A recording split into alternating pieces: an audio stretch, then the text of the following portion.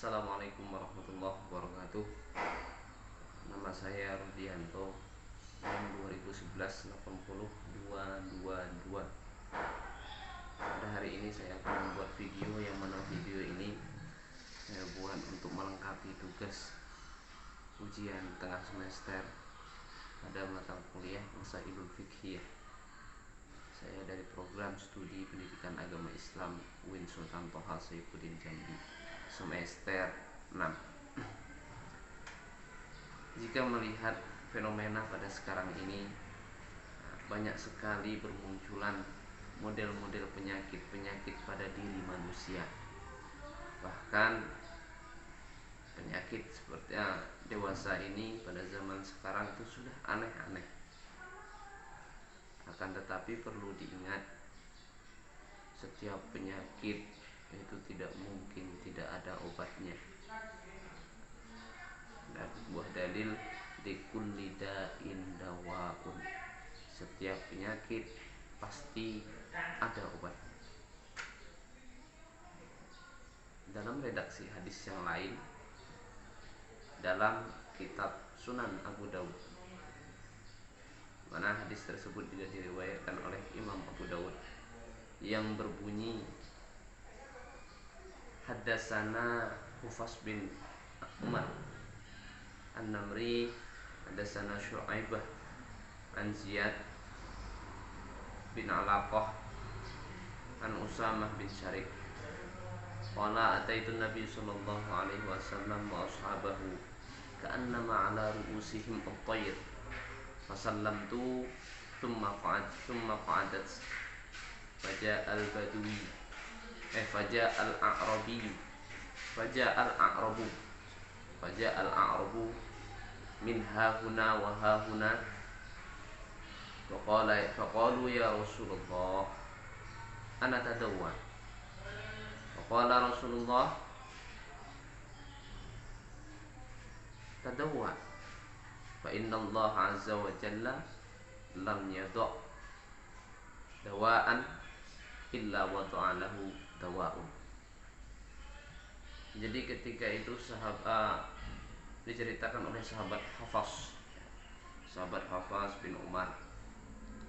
Ketika itu beliau datang kepada Rasulullah Shallallahu Alaihi Wasallam, sedang Rasulullah itu sedang berkumpul dengan para sahabat.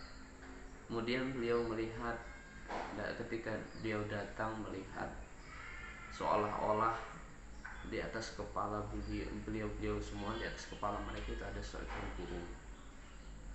Kemudian datang salam kepada Rasulullah, assalamualaikum ya Rasulullah. Faqa'adat, kemudian duduk. Mereka duduk. Beliau duduk. Sahabat Hafaz duduk. Tak lama kemudian faja'a al-a'rabu. Kemudian datang orang-orang A'rab.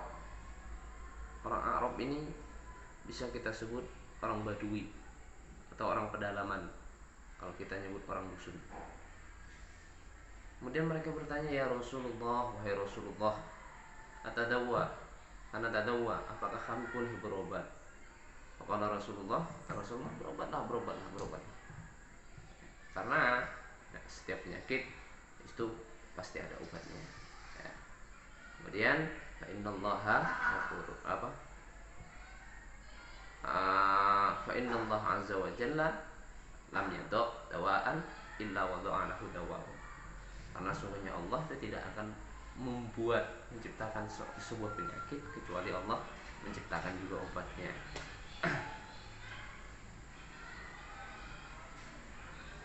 Ada macam-macam penyakit seperti sekarang ini. Bahkan auzubillah, salah satu penyakit yang sering terdapat, kita lihat pada fenomena sekarang ini, itu kerusakan pada bagian anggota tubuh manusia. Sehingga apa? Ketika bagian anggota tubuh manusia telah rusak, maka cara untuk memperbaiki, cara untuk mengobatinya tidak lain dan tidak bukan harus mengganti dengan organ tubuh yang lain. Harus diganti dengan organ tubuh yang lain. Bagaimana? Dengan organ, lantas dengan organ tubuh apa? Tidak mungkin kita ganti dengan organ tubuh hewan. Ya otomatis kita harus mengganti ketika organ tubuh tersebut sudah tidak berfungsi lagi. Cara mengobatinya mengganti dengan organ tubuh lain. Contoh ginjal.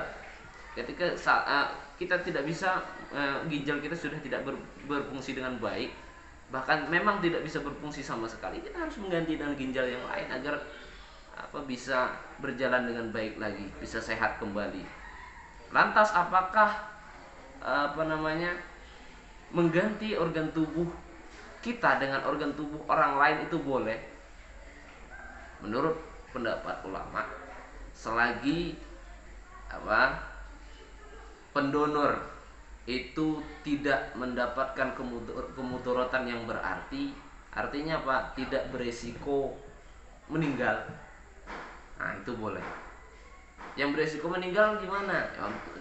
Contoh donor jantung, itu tidak mungkin.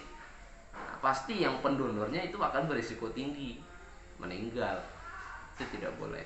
Kalau hanya ginjal, mata mungkin, itu kan jauh dari sangkutan mudarat yang sangat tinggi, jadi itu masih boleh. Lantas apa dalil yang membolehkan? Nah, kalau dalil spesifik kita belum menemukannya, tapi ada dalil yang menyerupai hal ini, yaitu dalam surah Al-Baqarah ayat 137 yang berbunyi, Bismillahirrahmanirrahim. Innama harrama alaikumul maitata waddama wa lahmal khinzir wa ma uhilla bihi li ghairillah faman ittara ghaira baghin wala 'adin fala itsma 'alaihi innallaha ghafurur rahim. Sungguhnya innama harrama alaikum, sesungguhnya diharamkan atas kita semua apa? Al-maitata, bangke, waddama wa lahmal khinzir, darah dan daging babi. Bahkan wama uhilla bihi li ghairillah, daging yang halal bagi kita akan tapi tidak disembelih dengan menyebut asma Allah, itu juga haram bagi kita. Faman ittara ghaira baghin wala 'adin fala itsma 'alaihi. Apabila ada mudarat, contoh kita kepepet, tidak ada lagi makanan selain daging babi, fala itsma 'alaihi, maka tidak ada dosa baginya untuk memakannya.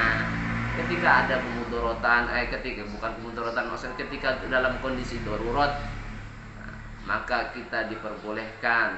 Allah tidak akan membalas dengan dosa atau siksaan, karena itu termasuk dari ampunannya Allah. Innallaha, dalam akhir ayat bunyinya innallaha ghafurur rahim, sungguhnya Allah itu maha pengampun lagi maha penyayang.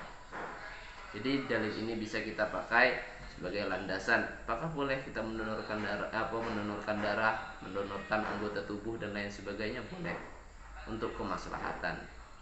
Wa ta'awanu 'alal birri wat taqwa wa la ta'awanu 'alal ismi wal udwan. Itu termasuk dari bagian tolong-menolong kita, menolong sesama umat manusia agar bisa bertahan hidup, agar sembuh dari penyakit. Demikian dari saya. Apabila ada kekurangan, saya mohon maaf yang sedalam-dalamnya. Wallahul muwaffiq ila aqwamit thoriq. Wassalamualaikum warahmatullahi wabarakatuh. Waalaikumsalam.